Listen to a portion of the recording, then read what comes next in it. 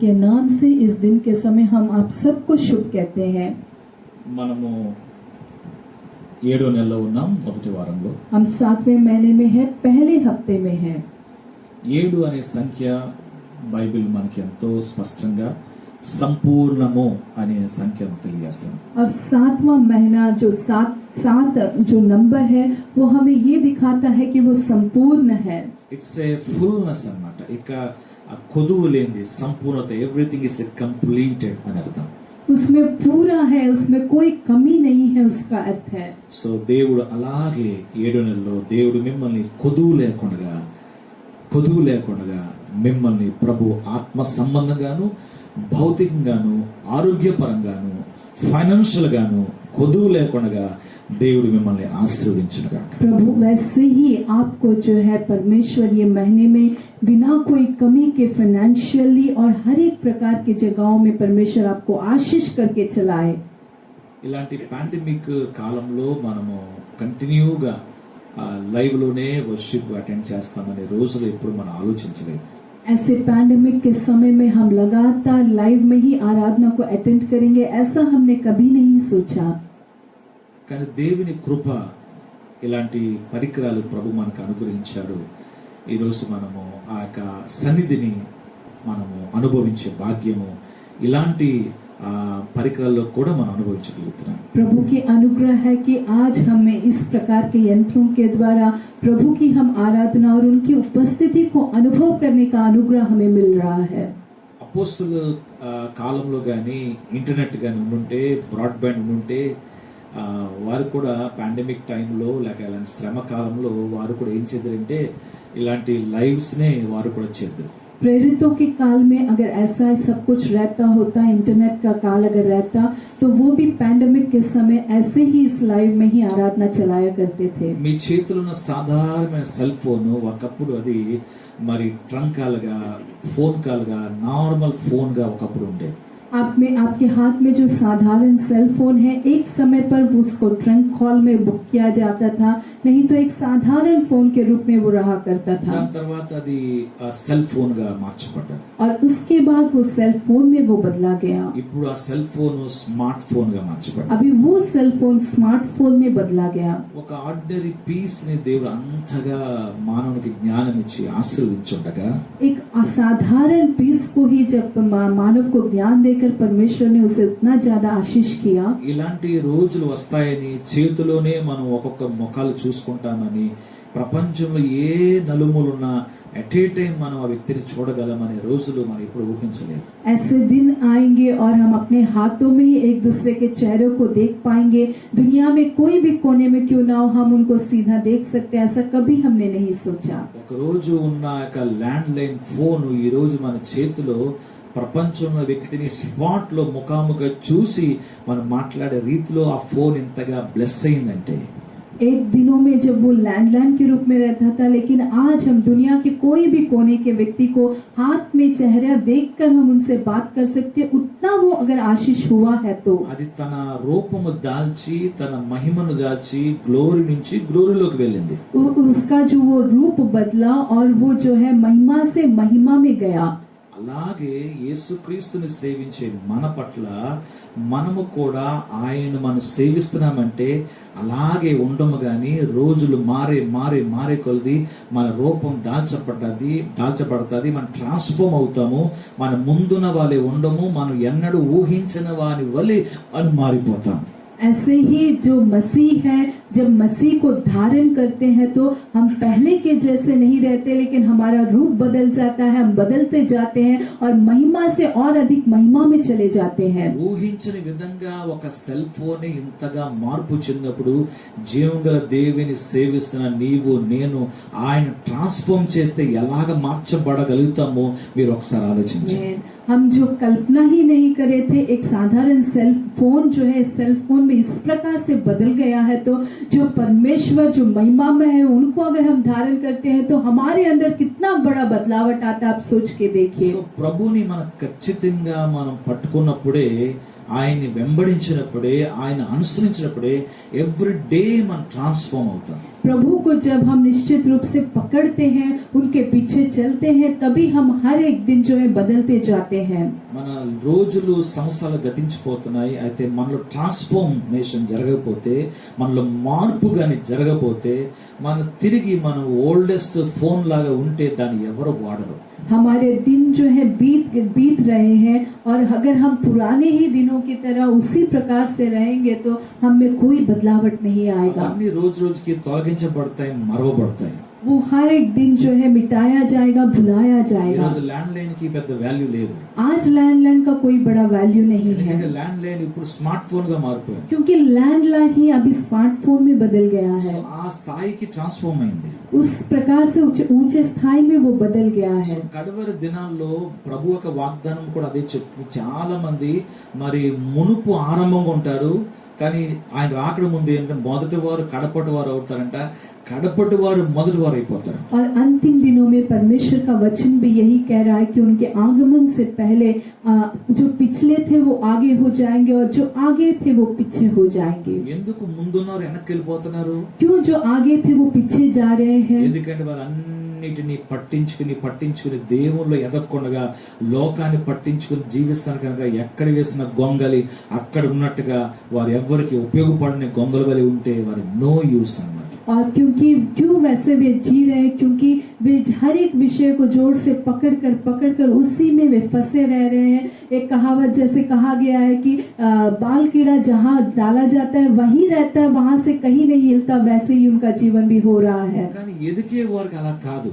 लेकिन जो बढ़ते हैं उनके लिए ऐसा नहीं है. చూడండి, ప్రభు ఇశ్రాయేల్ తో దేవుడు చెప్తున్నారు ద్వితీయోపదేశ కాండం బ్లెస్సింగ్ లో, ఆశీర్వాదాలు 28వ అధ్యాయంలో ఒక ఆశీర్వాదం ఉంటది. నీ చేతి పనులన్నిటిలో నీ దేవుడిని యెహోవా నిన్ను ఆశీర్వదించును అని వాగ్దానం ఉంది. और व्यवस्था विवरण के 28 अध्याय में आशीषों में ऐसा आशीष लिखा गया है कि तेरे हाथ के हर एक कामों को मैं आशीष करूंगा. పని చేయనోడికి దేవుడు దేన్ని దీవించాలి చెప్పండి? जो काम नहीं करता उन्हें परमेश्वर क्या किसमें आशीष कर सकता నీ है? చేతి పనులు దేవుడు ఆశీర్వదిస్తాడంటే నువ్వేదో వర్క్ చేస్తే కదా దేవుడు బ్లెస్ చేస్తారు. तेरे हाथ के कामों को आशीष करेगा कहा गया है, तो तू काम करेगा तभी तो तू परमेश्वर तुझे आशीष करेगा. ఏదో ఒకటి ఆయన కొరకు చేస్తా ఉంటే దేవుడు దాన్ని ఆశీర్వదిస్తానే ఉంటాడు. तो कुछ ना कुछ परमेश्वर के लिए अगर करते रहेगा तो परमेश्वर उसे आशीष करते ही रहेगा. నువ్వు ఏమి చేయకపోతే దేవుడు దేనిని ఆశీర్వదించాలి? अगर आप कुछ भी नहीं करेंगे तो परमेश्वर किसे आशीष करना है? దేవుడు సోమరులైతే ఏమాత్రం దీవించడు. परमेश्वर आलसी को तो कभी भी आशीष नहीं करता. సోమరిని ఏ పరిస్థితుల్లో కూడా దీవించడు. ఆ వ్యక్తి చీమల దగ్గర వెళ్ళి బుద్ధి నేర్చుకోమని బైబిల్ చెప్తుంది. और आलसी को कभी भी परमेश्वर आशीष नहीं करता. बाइबल उसे सिखाती है कि जा चींटों के पास जाकर उससे बुद्धि सीख. సోమరి వెనక్కి వెళ్ళిపోతాడు, సోమరి బలహీనైపోతాడు, సోమరి చాలా పేదరికమైన స్థితిలో దరిద్రలోకి వెళ్ళిపోతాడు. और आलसी जो है बहुत ज्यादा निर्धन हो जाता है, वो जो है एक दरिद्रता में चले जाता है. ఏ పని చేసినా దానికి లాభం కలుగుతుంది కనుక తన పనిలో నిపుణత కలిగిన వాడు అల్పుల ఎదుట కాదు, వాడు రాజుల ఎదుట నిలబడనని చెప్పి సొలొమోన్ చెప్తాడు. और कोई भी काम करेंगे तो उसे लाभ मिलेगा. उसका काम में अगर बहुत ज्यादा टैलेंट है तो वो साधारण लोगों के पास नहीं लेकिन राजाओं के पास खड़ा रहेगा, सुलेमान कहता है. సో మనం ఆత్మ సంబంధంగా ఎదగడానికి ప్రయత్నించాలి. భౌతికంగా కూడా మనం దృష్టి పెట్టాలి. మనం ఏం చేస్తున్నాం? इसलिए हमें आत्मिक संबंधी विषयों में बढ़ने के लिए प्रयत्न करना है, और भौतिक विषयों में भी हम क्या कर रहे हैं उसके ऊपर भी हमारी दृष्टि को हमें रखना है. దేవునితో నడిచే ప్రతి ఒక్కరు, దేవునికి భయభక్తులు చూపే ప్రతి ఒక్కరు, దేవుణ్ణి విశ్వసించే ప్రతి ఒక్కరు ఖచ్చితంగా వారు సేమ్ పరిస్థితిలో ఉండరు. ఎవ్రీ ఇయర్ వారి లైఫ్ లో ట్రాన్స్ఫార్మ్ అవుతానే ఉంటారు. దేవుడు బ్లెస్ చేస్తానే ఉంటారు. परमेश्वर पर भय और भक्ति रखने वाले, परमेश्वर पर निर्भर होने वाले, परमेश्वर को विश्वास करने वालों के जीवन में, उनके जीवन में वे वैसे ही नहीं रहेंगे, लेकिन हर एक साल उनके जीवन में एक बड़ा बदलावट आते ही रहता है. వారి లైఫ్ లో నేను చెప్తున్నాను, మీరందరూ దేవుని ప్రేమించేవారుగా కనుక మీరు ఇలాగ ఉండరు. ఎవ్రీ డే మీలో దేవుడు మార్పు కలిగిస్తానే ఉంటారు. मैं कहता हूँ आप सब परमेश्वर को प्रेम करने वाले हैं, इसीलिए आप ऐसे ही आज के दिन जैसे वैसा नहीं रहेंगे, लेकिन परमेश्वर हर एक दिन आपके जीवन में बदलाव को लेके आएगा. సో ఈ 7వ మాసంలో మనం వాగ్దానంగా ఆల్రెడీ మీరు రిసీవ్ చేసుకున్నారు. న్యాయాధిపతుల గ్రంథము 5వ అధ్యాయము లాస్ట్ వర్స్ 31వ వచనాన్ని ఈ రోజు మనం ధ్యానం చేసుకుందాం. और जैसे हमें इस महीने में वाचा मिला है कि न्यायों के 5th अध्याय के 31 वर्ष के अनुसार उसी वचन को आज हम ध्यान करेंगे. దేవుని నామానికి మహిమ కలుగాక. परमेश्वर के नाम की महिमा हो. 31వ వచనంలో నేను రెండో లైన్ చదువుతాను. ఆయనను ప్రేమించువారు బలముతో ఉదయించు సూర్యుని వలె ఉందురు అని పాడిరి. सात उदय होते हुए सूर्य के समान तेजोमय हो. परंतु उसके అన్ని బైబిల్లో కూడా ఆల్ ద బైబిల్స్ లో అని పాడిరి అనే వర్డ్ మాత్రం అది లిఖించబడలేదు. और हर एक बाइबल में जो है वह गीत गाए हैं ऐसा नहीं लिखा गया, ఎక్సెప్ట్ తెలుగు బైబిల్. केवल तेलुगु बाइबल के सिवा. మిగతా బైబిల్ అన్ని మనం చదువుతుంటే ఇంగ్లీష్ కానీ వేరే కానీ వారు ఇది పాటగా పాడినట్టుగా లేదు ఇక్కడ.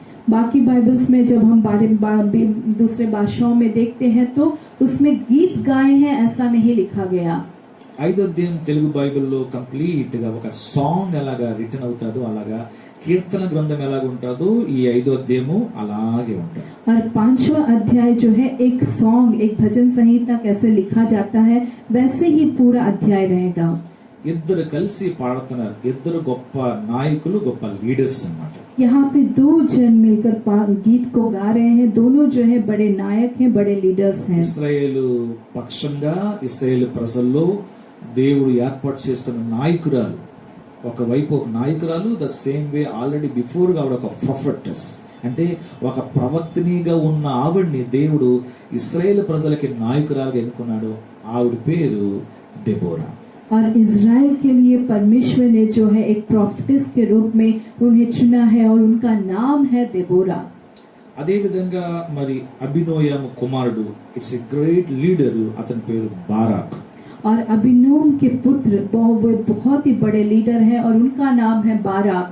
సో వీరిద్దరికి ఇశ్రాయేల్ దేశం మీద బహు బహు తృష్ణ ఆసక్తిని దేవుడు కలిగించాడు. और इन दोनों को इज़राइल देश के ऊपर परमेश्वर ने बहुत ज्यादा आशा को, चाहत को रखा. 5th చాప్టర్ విక్టోరియస్ గా దేవుడు వారికి ఇచ్చిన జయాన్ని బట్టి వారు కీర్తించే కీర్తన 5వ అధ్యాయం. 5वां अध्याय जो है उनके जीवन में जो जय को दिया गया वो विक्टोरियसली उस गीत को स्तुति करते हुए गा रहे थे. 4వ అధ్యాయంలో చదివితే దెబోరాను దేవుడు ఏర్పాటు చేసుకున్నట్టు వారి మీదకి మరి ఏలుబడి చేసిన, వారు తిరుగుబాటు చేసిన ఆ ప్రజల్ని ఎలాగా మరి వారు ఓడించారు, బారాక్ ఎలాగ చంపారనే విషయాన్ని మనం చూడొచ్చు. 4वें अध्याय को अगर हम देखते हैं तो उसमें देबोरा को परमेश्वर ने कैसे नियुक्त किया, कैसे चुना, और वहां पे जो उनके विरोध में लोग आए, युद्ध करने के लिए आए, तो बाराक ने उन्हें कैसे अपजय किया हम देख सकते हैं. సో అద్భుతమైన విజయాన్ని దేవుడు ఇశ్రాయేలుకు అనుగ్రహించారు. अद्भुत विजय को परमेश्वर ने इजरायली लोगों को दिया.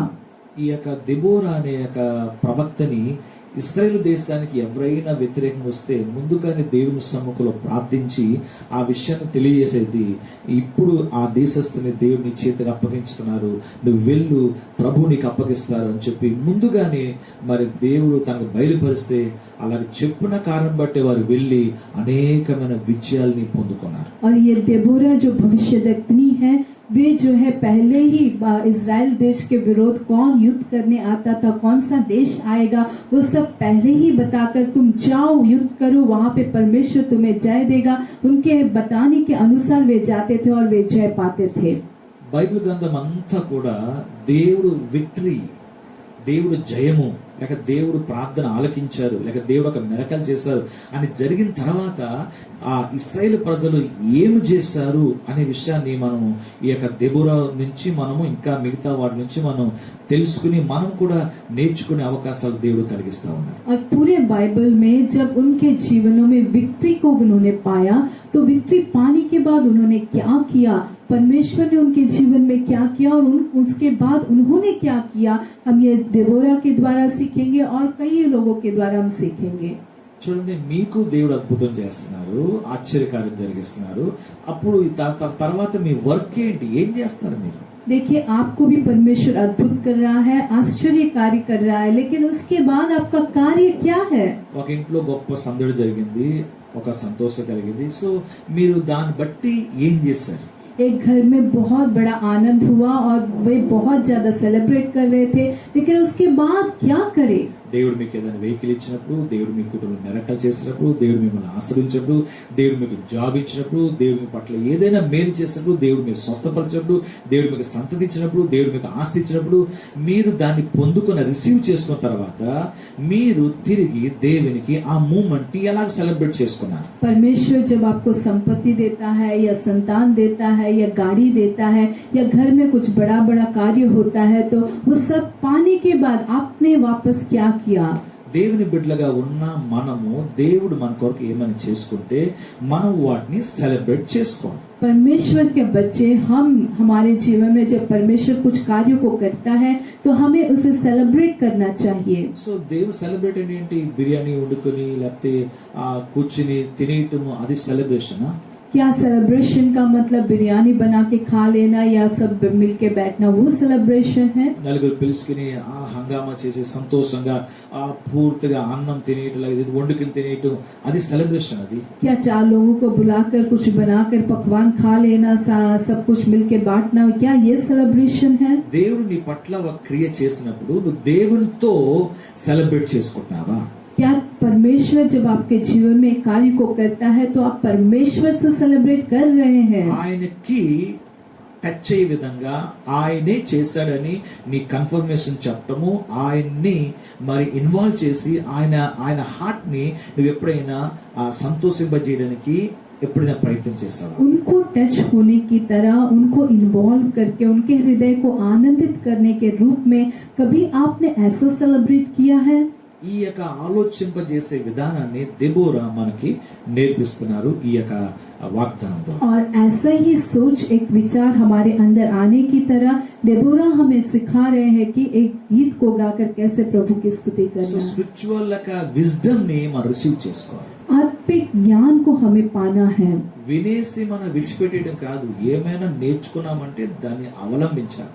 सुनकर हमें नहीं छोड़ना है, लेकिन कुछ अगर हम सीखते हैं तो उसे हमें कार्य में रखना है. బిగినించి అది చెప్పుకోవచ్చు. ట్రాన్స్ఫార్మ్ అవ్వాలంటే మనం రోజు అలాగే ఉంటాం కాదు, మనము ప్రతిరోజు ఆయన నుండి మనం నేర్చుకున్నవి మనం అవలంబిస్తా ఉంటే రోజుకి మారతానే ఉంటాం. मैंने पहले ही कहा कि ट्रांसफॉर्म अगर हमारे जीवन में चाहिए तो हमें वैसे ही नहीं रहना है, लेकिन हर एक दिन हमारे जीवन में हमें बदलावट को लेके आना है. అది ఎంత ఉన్నత స్థాయికి మిమ్మల్ని తీసుకెళ్తాదో అనేది దెబోరా మనకు చెప్తున్నారు. और वो कितना ऊंचे स्थाई में आपको लेके जाएगा वही देबोरा बता रहे हैं. మీ దగ్గర పెన్ను పేపర్ ఉంటే, अगर आपके पास पेन और पेपर है, నేను బైబిల్లో ఉన్న అనేకమైన ఆ సందర్భాలు చూపిస్తాను, ఎవరెవరు వారు సెలబ్రేట్ ఎలా చేసుకున్నారు. और बाइबल में बहुत सारे ऐसे संदर्भ मैं दिखाऊंगा वहां पे उन्होंने कैसे उसे सेलिब्रेट किया. నిర్గమకాండ 15:1 మోషే మరియు ఇశ్రాయేలు దేవుడిచ్చిన విజయాన్ని కీర్తనతో వారు పాడి ప్రభువును స్తుతించారు. निर्गमन के 15 के 1 में मूसा और इजरायली लोग जो है उनके जीवन में जो विजय को उन्होंने पाया, गीत गाकर उन्होंने स्तुति किया. నిర్గమ 15:21 మిరియము పాడి ప్రభువుని ఆరాధించారు. और उसी अध्याय 15:21 में जो है मिरियम वो गीत गाकर प्रभु की स्तुति उन्होंने किया. నంబర్ సంఖ్యాకాండం 21:17 ఇశ్రాయేలు కీర్తన పాడారు. और गिनती में 21:17 में इजरायलियों ने प्रभु के लिए गीत गाया. మొదటి సమూయేలు 2:1 ప్రార్థన వేళలో హన్నా దేవుని స్తుతించింది. पहले समूएल में जो है प्रार्थना के समय हन्ना जो है प्रभु की स्तुति करी. 2:1 में है. రెండవ దినవృత్తాంత గ్రంథము 20:21 వారికి ముందు క్వాయర్ నిలబడి వారు స్తుతించడం ఆరాధించడం మొదలు పెట్టారు. అప్పుడు వారిలో వారు విక్టరీ పొందుకున్నారు. और दूसरे इतिहास के 20:21 में जो है पूरा क्वायर वहां पे खड़ा होकर जब उन्होंने युद्ध से पहले वहां पे स्तुति किया तो युद्ध में उन्होंने बड़े जय को पाया. ఒక గ్రేటెస్ట్ మిస్టరీ ఒక యోబు మనకు తెలియజేస్తున్నారు. అది ఎంతవరకు మనకి ఆశ్చర్యం కలిగిస్తుంది. అది ఏంటంటే దేవుడు ఫౌండేషన్ వేసినప్పుడు, అంటే దేవుడు పునాది వేసినప్పుడు పరలోకంలో ఏంజల్స్, అదేవిధంగా దేవుడు సృష్టించిన మార్నింగ్ స్టార్, ఉదయ నక్షత్రాలు వారు కీర్తిస్తూ వారు కేకలు వేసి ఆర్భాటం చేస్తే ఆ శబ్దం మధ్యలో దేవుడు పునాది రాయి వేశారంట. और अयूब के 38:7 में ऐसा लिखा गया है, जो हमें बहुत ही अचंभा और आश्चर्य करता है कि जब परमेश्वर नींव डाल रहा था तो आकाश में जो है, स्वर्ग में जो है, सारे स्वर्गदूत और जो मॉर्निंग स्टार थे वो सब जो है बड़े आवाज के साथ स्तुति कर रहे थे, और उस स्तुति के बीच में ही परमेश्वर ने इस नींव को डाला. ఆ యొక్క వాక్యాన్ని మనం చదువుదాం. और उस वचन को हम पढ़ेंगे. యోబు 38:7. अयूब के 38:7. యోబు 38:7. 38:7. ఉదయ నక్షత్రములు ఏకంగా కూడి పాడినప్పుడు దేవదూతలందరూ, అంటే దేవుని కుమారులు ఆర్ ఏంజల్స్ అందరూ ఆనందించి జయధ్వనులు చేసినప్పుడు దాని మూలరాతిని వేసిన వాడెవడు? जबकि भोर के ప్రభుకి మహిమ కలుగాక. परमेश्वर की महिमा हो. కొంచెం ఇంటరప్ట్ అయింది, थोड़ा इंटरप्ट हुआ है इलेक्ट्रिसिटी के कारण. ఇప్పుడు మనం కంటిన్యూగా వెళ్దాం. प्रभु में हम आगे बढ़ेंगे. సో యోబు 38:7లో రాయబడిన ప్రకారంగా ఉదయ నక్షత్రములు ఏకంగా కూడి పాడినప్పుడు దేవదూతలందరూ ఆనందించి జయధ్వనులు చేసినప్పుడు దాని మూలరాతిని వేసిన వాడేవాడు?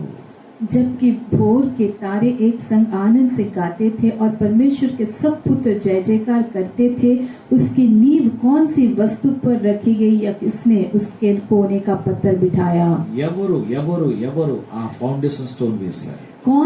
कौन है उस नींव को पत्थर को बिठाया है? ఇప్పుడు మార్నింగ్ స్టార్ అండ్ ఏంజల్స్ కలిసి బిగ్గెస్ట్ ప్రైజింగ్ అండ్ షౌటింగ్ చేస్తున్నప్పుడు ఎవరు వచ్చి ఆ మూలరాతిని వేశారంటే ఆ టైంలో వేసింది ఎవరు అని చెప్పి ఆ దేవుని కొరకు చెప్తా ఉన్నారు. और वहाँ पे अयूब जो है परमेश्वर के बारे में बता रहा है कि कौन है जो जब मॉर्निंग स्टार और स्वर्गदूतों का बड़ा ध्वनि था तो उसके बीच में ये नींव के पत्थर को किसने बिठाया?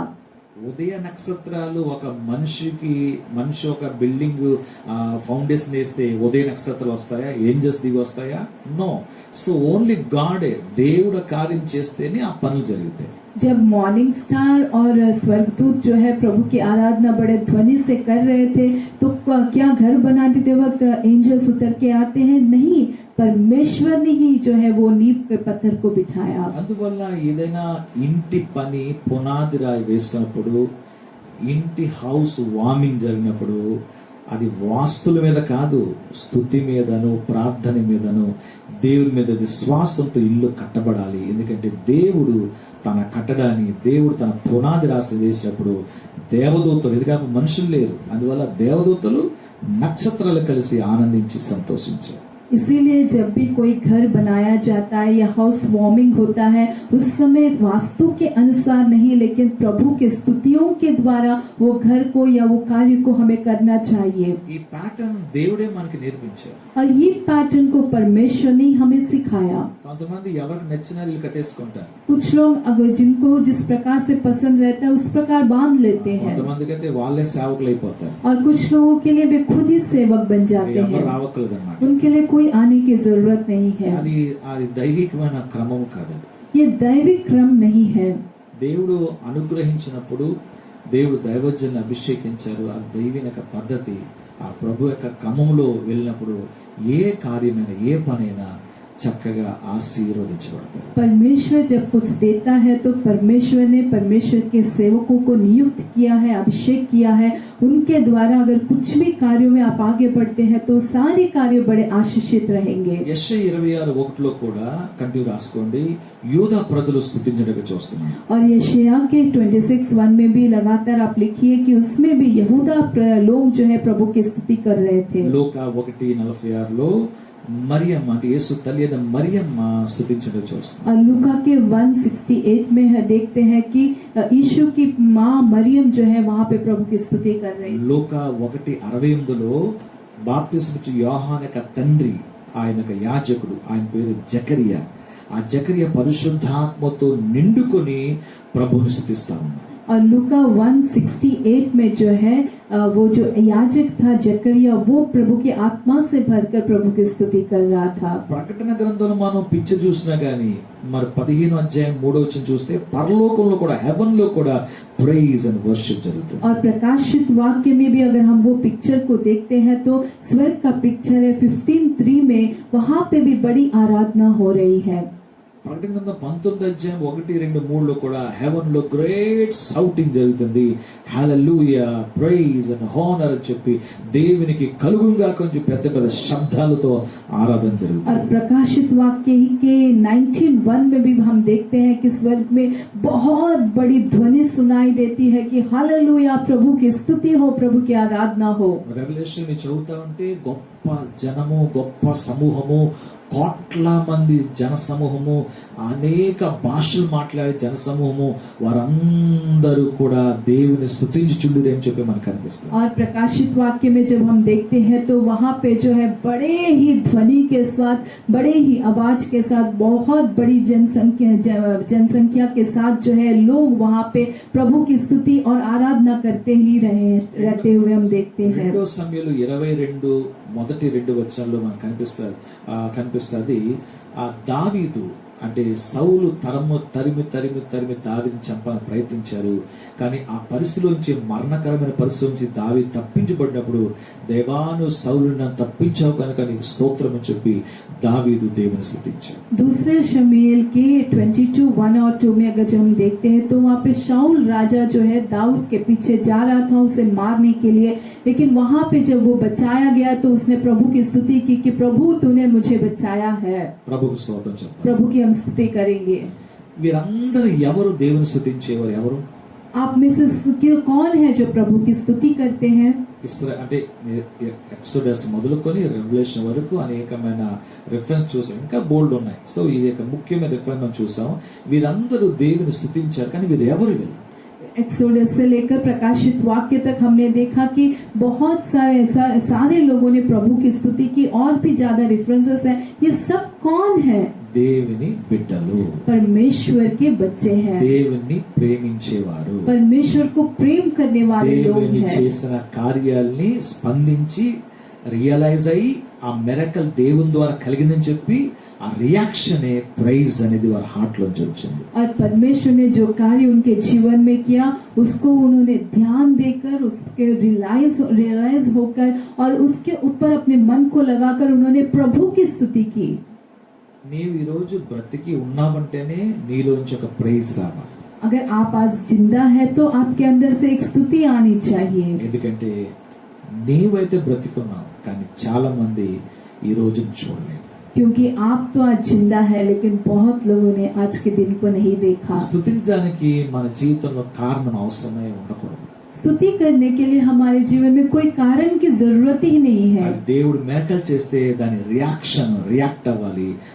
అది దేవుని గుర్తు చేసి ప్రభువును స్తుతించాలి. लेकिन जब परमेश्वर मिरेकल करता है तो हमें उसके लिए रिएक्ट होना चाहिए, उसको याद कर हमें प्रभु की स्तुति करनी चाहिए. దేవుని పట్ల ఏమైనా కార్యం చేశారా, అది దేవుడు చేశారని నోటితో కన్ఫెస్ చేసి, నోటితో ఒప్పుకొని ప్రభువును స్తుతించాలి. परमेश्वर आपके जीवन में कुछ भी कार्य को करता है तो उसे आपको अपने मुंह से अंगीकार करते हुए, उसे कहते हुए आपको प्रभु की स्तुति करनी चाहिए. దేవుని మిరకల్ ని హార్ట్ కి టచ్ అవ్వాలి. నీ యొక్క ప్రైజ్ దేవుని హార్ట్ కి టచ్ అవ్వాలి. परमेश्वर का अद्भुत आपके हृदय को छूना है और आपकी स्तुति प्रभु के हृदय को छूना है. కొంతమంది చూస్తున్నాను, ఎన్ని అద్భుతాలు జరిగినా వాళ్ళు పట్టించి అనుకుంటారు అది ఆటోమేటిక్ గా జరుగుతుంది అనుకుంటున్నారు. और कुछ लोगों में मैं देखता हूँ कि उनके जीवन में कितने भी अद्भुत होते हैं उसे वे पकड़ते ही नहीं है, वे ऑटोमेटिकली ऐसे हो गए वे सोचते हैं. అది ఖచ్చితంగా అహంకారమైన మనసు. ये निश्चित रूप से एक घमंडी मन है. స్తుతి వెనక ఒక వినయం కూడా ఉంది. स्तुति के पीछे एक दीनता भी है। స్తుతి ఒక వ్యక్తి చేయగలుగుతాడంటే ఆ వ్యక్తి దేవుని ముందు తను తాను హంబుల్ అవుతున్నాడని అర్థం. स्तुति अगर एक व्यक्ति कर पा रहा है तो परमेश्वर के सामने वो अपने आप को नम्र कर रहा है, इसका స్తుతి अर्थ है। అనగానే అది నేను కాదు ప్రభువా, నీవు నాతో ఉన్నందువల్ల జరిగింది అని ఒప్పుకోవటం.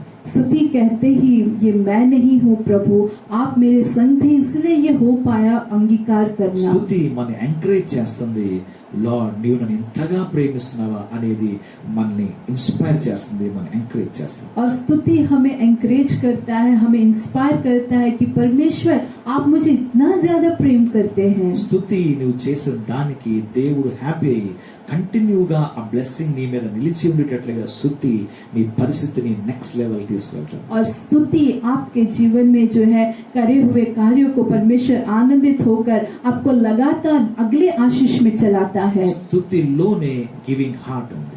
और स्तुति में ही देने वाला मन है। సో స్తుతి చేసేవారే దేవునికి ఇవ్వగలుగుతారు. स्तुति जो करते हैं वो ही लोग जो है परमेश्वर को दे भी पाते हैं। మీ యొక్క ఫైనాన్స్ లో నుంచి, మీ యొక్క శాలరీలో నుంచి నమ్మకమైన విధంగా మీరు దేవునికి దశమ భాగం చెల్లిస్తున్నారా? आप अपने फाइनेंस से हमें अपने सैलरी में क्या आप विश्वास योग्य रहकर अपने दशमांश को आप परमेश्वर को दे रहे हैं? దేవునికి ఇస్తున్నారా? क्या आप दे रहे हैं परमेश्वर को? అది దేవుని సొమ్ము కాదంటారా? क्या वो परमेश्वर के पास परमेश्वर का नहीं है? దేవుడు మీకు ఇస్తే అన్నారు, అంతేగాని మీకు లేనప్పుడు ఇవ్వమని చెప్పట్లేదు. परमेश्वर आपको देने से मैंने कहा, ऐसा नहीं कि आप जब आपके पास जब नहीं था तब आप दीजिए। ఆ గివింగ్ హార్ట్ ఎవరైతే కలిగి ఉన్నారో ట్రూలీ అది స్తుతి నీ పట్ల చేస్తుంది. वो जो देने का मन जिनके अंदर रहता है वो सच में आपके अंदर देने के कार्य को करता है। చూడండి, సొలొమోను ఆ విషయాన్ని ఆ స్తుతితో లింక్ చేసి ఇచ్చే గివింగ్ అనేది దేవునితో స్తుతితో లింక్ చేస్తాడు. और सुलेमान जो है देने के विषय में स्तुति के साथ उसको जोड़कर इस विषय को बता रहा है। నీ రాబడి అంతట్లో 3:9 సామెతలు 3:9 నీ రాబడి అంతటిలో ప్రథమ ఫలమును నీ ఆస్తిలో భాగమును ఇచ్చి యెహోవాను గణపరచుము. హానర్ యువర్ గాడ్, ఇచ్చి గణపరచు. नीति वचन 3 और 9 अपनी संपत्ति के द्वारा और अपनी भूमि की सारी पहली उपज देकर यहोवा की प्रतिष्ठा कर। ఇప్పుడు మనకి పంట పొలం లేదు, మొదటి పంట ఇవ్వడానికి. अभी हमारे पास खेती का जगह नहीं है कि हम पहला फल उन्हें दे पाए। కానీ మన కష్టార్జితం లేక మనకు వచ్చే రాబడి, మనకు వచ్చే శాలరీలోంచి ఇసే 10 అనేది 10కి 1 భాగం, 100కి 10 అనేది దేవునికి మన ఇచ్చి మన ఘనపరిస్తే ఇట్స్ ఏ ప్రైజ్ అని అర్థం. लेकिन जब हमारे वेतन में से हम दशवांश को देकर जब हम प्रभु को देते हैं तो ये हम प्रभु की प्रतिष्ठा कर रहे हैं और प्रभु को हम आदर कर रहे हैं और उनकी स्तुति कर रहे हैं। నీవు దేవుని హానర్ చేస్తున్నావు. आप परमेश्वर का आदर कर रहे हैं। హౌ బ్యూటిఫుల్ చూడండి. ये कितना सुंदर है, देखिए। దేవుణ్ణి నువ్వు హానర్ చేస్తున్నావు. आप परमेश्वर को ही आदर कर रहे దట్ हैं, ఇస్ ఆల్సో ప్రైజ్. ये भी स्तुति है। కానీ ఎవరైతే ఆ భాగాన్ని దేవునికి ఇవ్వలేరో వారు ప్రభువుని స్తుతించలేరు. लेकिन जो उस भाग को परमेश्वर को नहीं देते वे प्रभु की स्तुति नहीं कर पाएंगे। అక్కడ మ్యాటర్ ఫైనాన్స్ కాదు, वहाँ पे मैटर फाइनेंस नहीं है, మ్యాటర్స్ ఇన్ మైండ్, మెంటాలిటీ. और वहाँ का मैटर है आपका मन, आपका मेंटालिटी। నీ హృదయం అక్కడ మ్యాటర్, నీ హార్ట్, నీ హృదయం అది.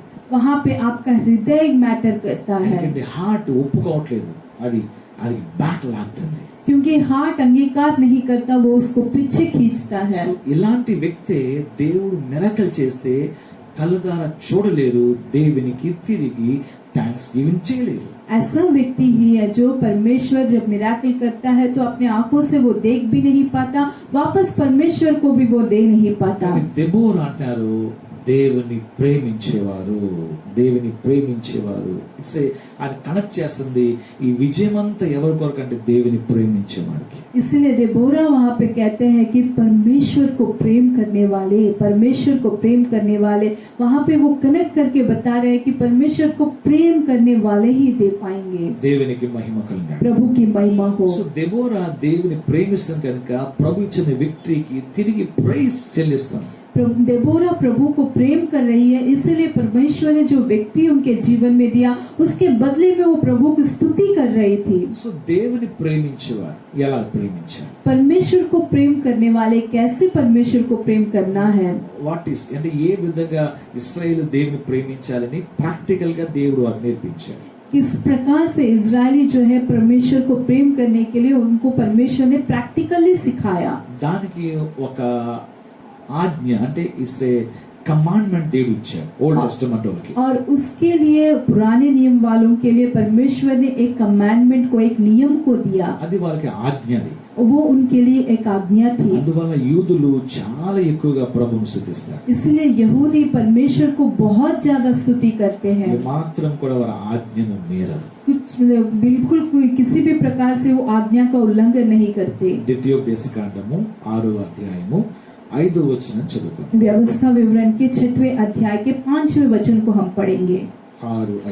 6:5 6:5 ఇశ్రాయేలు వినుము, మన దేవుడిని యెహోవా, అద్వితీయుడు యెహోవా నీ పూర్ణ హృదయముతోను, నీ పూర్ణ ఆత్మతోను, నీ పూర్ణ శక్తితోను నీ దేవుడైన యెహోవాను ప్రేమింపవలెను. तो अपने परमेश्वर यहोवा से अपने सारे मन और सारे जीव और सारी शक्ति के साथ प्रेम रखना। ఇది ఓల్డ్ టెస్టమెంట్ యొక్క కట్టడ లేక అది ఆజ్ఞ. It's a command. ये पुराने नियम का आज्ञा है। ఎలాగా దేవుని ప్రేమిస్తే ఎలా ప్రేమించారంట? ఏదో అరకొర హార్ట్ తో కాదు. परमेश्वर को प्रेम करने से किस प्रकार प्रेम करना है? थोड़े मन से नहीं। ఎలాంటి హార్ట్ అంట? कैसा हृदय? నీ పూర్ణ హృదయముతో, హోల్ హార్టెడ్, अपने सारे मन से, అరకొర ఆత్మ కాదు, आधी నీ आधी आत्मा से नहीं, పూర్ణ ఆత్మతో, सारे मन से, ఏదో కొంచెం బలముతో కాదు, నీ పూర్ణ శక్తితో, थोड़े बल से ऐसे ही नहीं, लेकिन आपके सारे जीव के साथ। ఈ పూర్ణ హృదయంతో అన్నప్పుడు హార్ట్ ఫుల్లీగా, आप पूर्ण हृदय, संपूर्ण हृदय कहते ही पूरे हृदय भरकर, అంటే ఇష్టపూర్వకముగా అన్నమాట. इसका मतलब है पूरे पसंदता के साथ। దేవుని ప్రేమిస్తే ప్యాషన్ గా ప్రేమించాలి. परमेश्वर को प्रेम करने से एक पैशन के साथ हमें प्रेम करना चाहिए, హరిబరి కాదు, हड़बड़ाहट में नहीं। ఇష్టముతో, అంగీకారంతో, ఆనందముతో, पसंदीदा के साथ, आनंद के साथ हमें उनको प्रेम करना चाहिए, ఫుల్ ఆఫ్ స్పిరిట్ తో అన్నమాట. पूर्ण आत्मा के साथ। ఇంకా అంటే ఇంకా శరీర ప్రాణ ఆత్మలు లీనమైపోయి, इसका मतलब शरीर, प्राण और आत्मा में लवलीन हो जाना, పూర్ణ శక్తితో. और पूर्ण सामर्थ शक्ति के साथ। శక్తి అన్నప్పుడు మనక క్లాప్స్, మనక వాయిస్, మన ఎవ్రీథింగ్ ఆయన సన్నిధిలో మనం ఖర్చు పెట్టాలి. और शक्ति कहते ही हमारी तालियां, हमारा आवाज, हर एक विषय को हमें उनके लिए खर्च करना है। అలాగ ప్రేమించాలంటే ऐसे ही हमें प्रेम करना है। ఓ ఇది అద్భుతం అసలు. अरे ये तो बहुत अद्भुत है, అద్భుతం. ये बहुत अद्भुत है। అంతగా ఇజ్రాయేల్ ప్రజలకి దేవుడు కమాండ్ ఇచ్చాడు. उतना ज्यादा इजरायली लोगों को परमेश्वर ने ऐसी आज्ञा दी। సో అలాగ దేవుని ప్రేమించే వారికి ऐसा परमेश्वर को प्रेम करने वाले के जीवन में దేవుడు దెబోరా ఆ నెక్స్ట్ లైన్ ఆ వాగ్దానం చెప్తున్నారు. కానీ దానికంటే ముందుగా మనము న్యూ టెస్టమెంట్ లో ఎలాగ దేవుని ప్రేమించాలో చదువుదాం. हम वहाँ पे देबोरा और एक वाचा को तो बता रहे हैं, लेकिन पहले हम नए नियम में एक वाचा को पढ़ेंगे। యోహాను సువార్త 4వ అధ్యాయానికి వస్తే, यूहन्ना सुसमाचार के 4वें अध्याय में अगर आएंगे, 4వ అధ్యాయం 24లో చూస్తే, 4:24 में जब हम देखते हैं, దేవుడు ఆత్మ గనుక ఆయనను ఆరాధించువారు ఆత్మతోను సత్యంతోను ఆరాధింపవలెను. परमेश्वर आत्मा है और अवश्य है कि उसकी आराधना करने वाले आत्मा और सच्चाई से आराधना करे।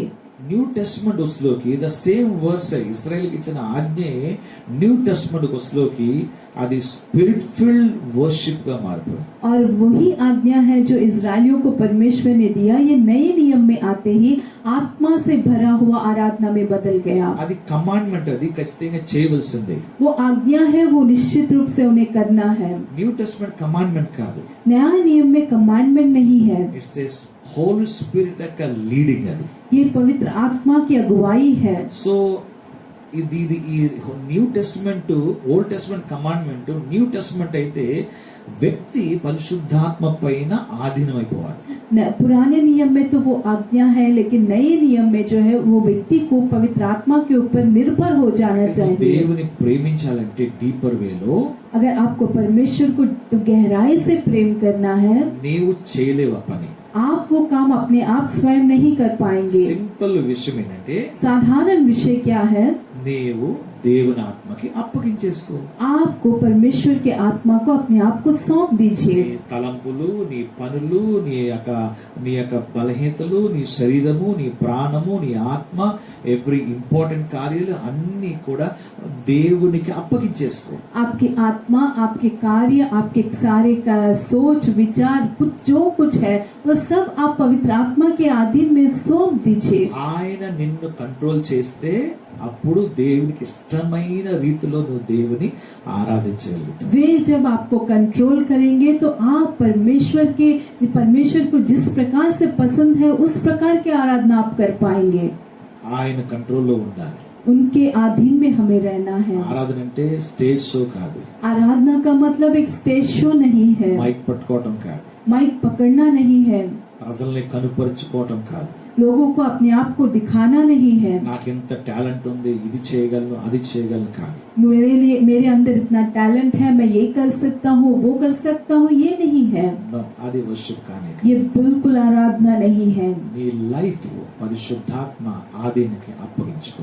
आपके जीवन को पवित्र आत्मा के अधीन में सौंप दीजिए. ఆయన నిన్ను వాడుకునే విధంగా ఆయనకి సమర్పించుకో. वे आपको इस्तेमाल करने के दरिया में आप उन्हें अपने आप को सौंप दीजिए. అప్పుడు దేవుని ఆత్మ చేత నువ్వు వాడబడితే నువ్వు దేవుని ఆత్మతో సత్యంతో వర్షిప్ చేస్తావు, చేయగలుగుతావు. तब आप पवित्र आत्मा के द्वारा जब इस्तेमाल किए जाएंगे तब आप आत्मा और सच्चाई से आराधना कर पाएंगे. Old testament the commandment compulsory చేయాలి. पुराने नियम में वो आज्ञा है, उन्हें निश्चित रूप से करना है. చేయకపోతే పెద్ద దండన కూడా ఉంది, ఎందుకంటే ఆజ్ఞ కనుక. वे अगर नहीं करेंगे तो वहाँ पे उनके लिए एक दंड भी है, क्योंकि वो आज्ञा है. న్యూ టెస్టిమెంట్ అలాగ ఆజ్ఞాపించబడలేదు. और नए नियम में ऐसी आज्ञा नहीं दी गई. ఆయన నీ కొరకు అంత క్రయధనం శిలువలో తన ప్రాణాన్ని అర్పించాడు కనుక. लेकिन उन्होंने जो है आपके लिए सब कुछ वो शूली में उन्होंने अपने जान तक दे दिया. ఆయన ప్రేమించాలి, ఆయన వర్షిప్ చేయాలంటే इसलिए उनकी अगर आराधना करना है, उन्हें प्रेम करना है तो నీ లైఫ్ ఆయనకి డెడికేట్ చేసుకో. आपके जीवन को उन्हें डेडिकेट कर देना चाहिए. అప్పుడు నువ్వు దేవుని ఆరాధించగలవు. तब आप परमेश्वर దేవునికి మహిమ కలుగాక. परमेश्वर की महिमा हो. మరలా తిరిగి కొంచెం ఇంటరప్ట్ అయింది. ప్రభు కృప, తిరిగి లైన్ లో కలవచ్చు. మీరు దేవుని దీవించిన గాక. आमीन.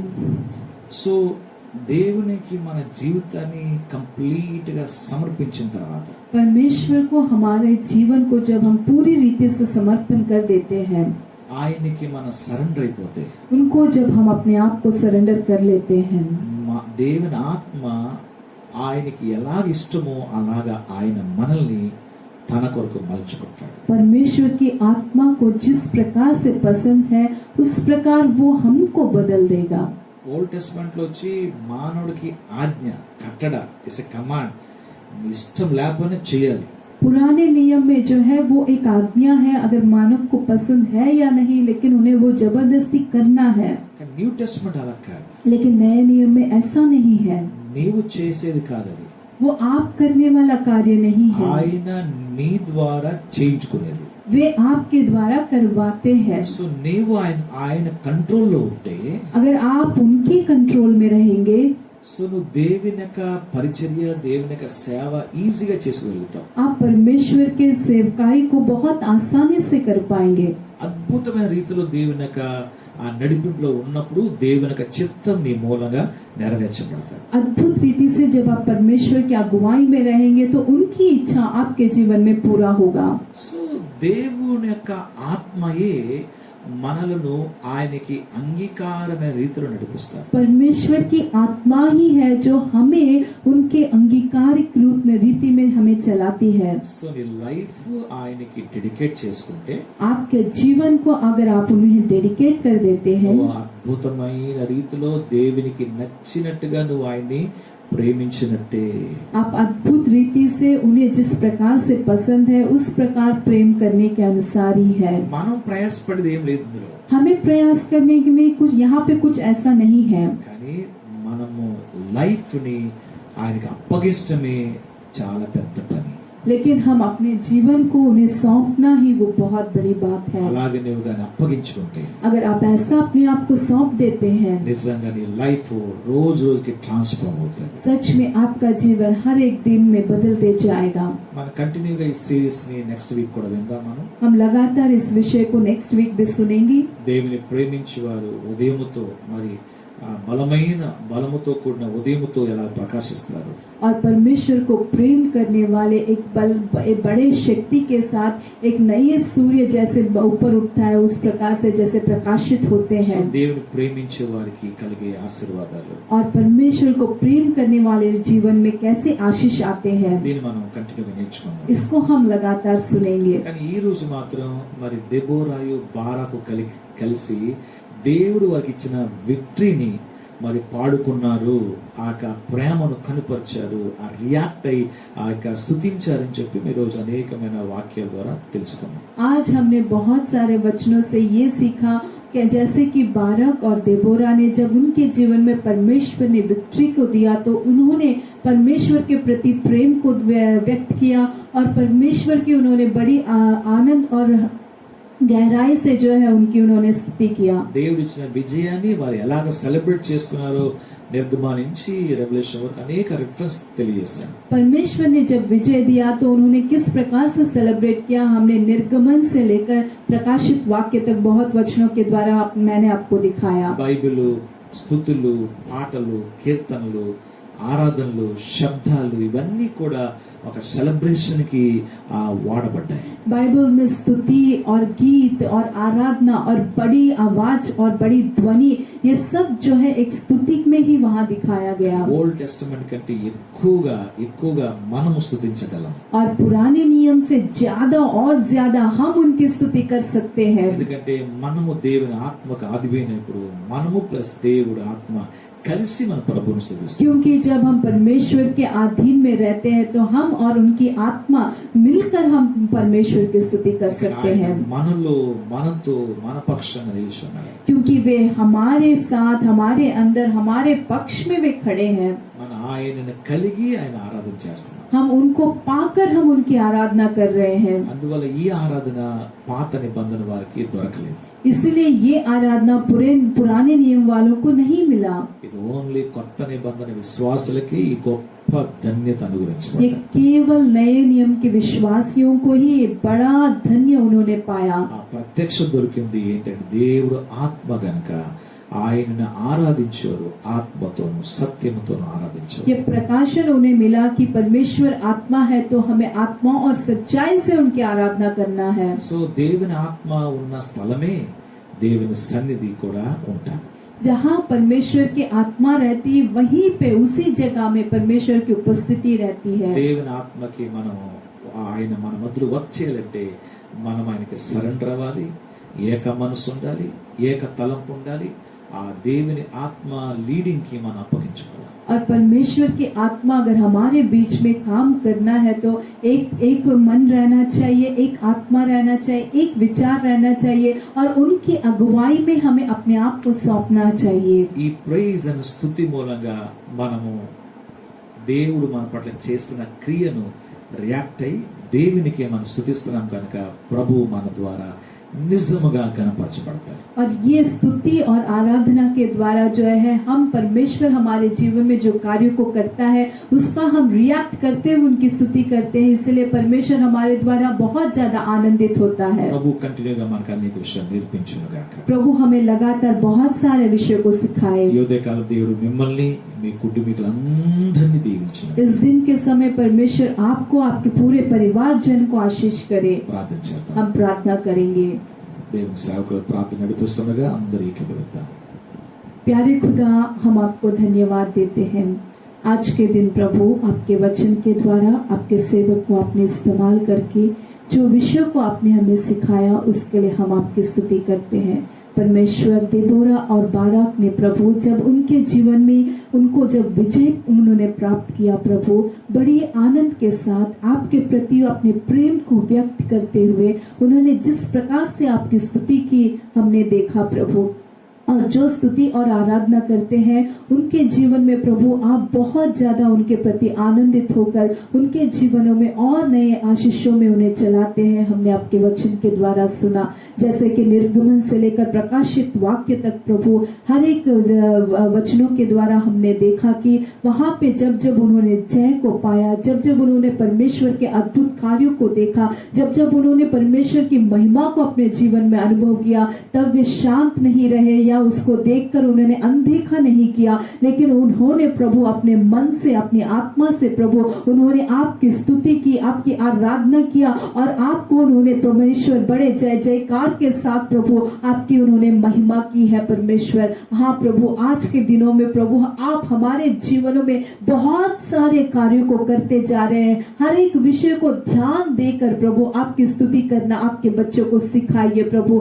बहुत लोग जो है अनदेखा करते हुए ये तो ऐसे ही अपने आप आसानी से हो गया वे सोच रहे हैं, लेकिन अगर वे एक बार अन्य जातियों के पास जाकर अगर देखते हैं तो उनके जीवन में कोई भी एक कार्य भी प्रभु आसानी से नहीं हो पा रहा, लेकिन आपके बच्चों के जीवन में हर एक विषय प्रभु जब वे आप पर निर्भर होकर जाते हैं, जब वे प्रार्थना करके जाते हैं तो वो बहुत आसानी से हो जाता है, लेकिन जब कार्य होता है प्रभु तब उस पर वे ध्यान नहीं देते, उसको अनदेखा कर देते हैं, उसके ऊपर कम से कम वे विचार भी नहीं आता कि अरे ये कैसे हो पाया, लेकिन बस ऐसे ही उसको भूल भी जाते हैं, उस पर ध्यान नहीं देते प्रभु। लेकिन आज के दिन मैं प्रार्थना करती हूँ कि हमारे कलीसिया के कोई भी आपके बच्चे प्रभु ऐसे ना रहने पाए परमेश्वर। आपके बच्चे परमेश्वर हर एक विषय को, छोटे छोटे विषयों से लेकर बड़े विषयों को परमेश्वर जब आप उनके जीवन में करते हैं उसको ध्यान देते हुए, उसको देखते हुए प्रभु